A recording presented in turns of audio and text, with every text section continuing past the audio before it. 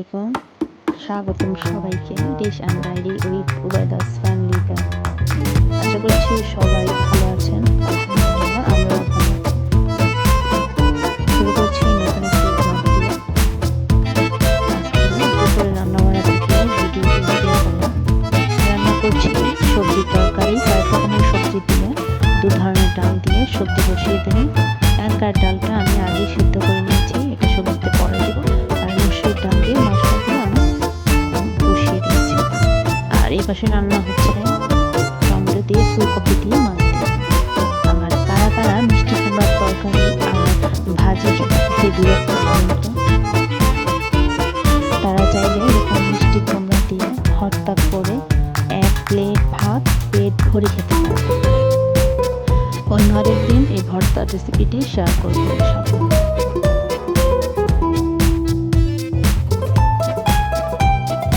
এখানে আমি ডাল ভিজিয়ে নিয়েছি, 1 কেজি খেসারির ডাল আর 1 পট হচ্ছে মসুরের ডাল, আধা পট ভাতের চাল মিশিয়ে আমি ভিজিয়ে রেখেছি।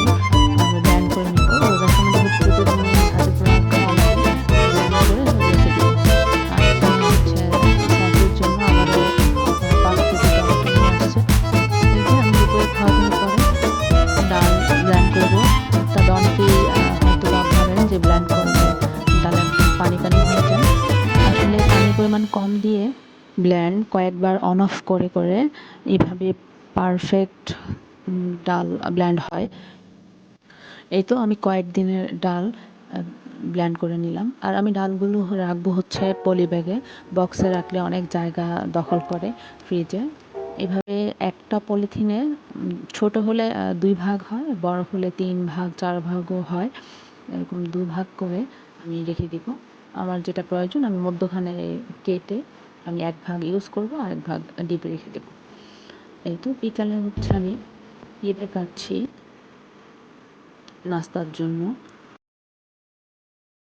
দায়িত্ব জিনিসটা বড়ই অদ্ভুত। বিয়ের আগে যে মেয়েটা সংসারের কোনো কাজই করতে চায় না, কাজ করতে বললে করব বলে বসে থাকে।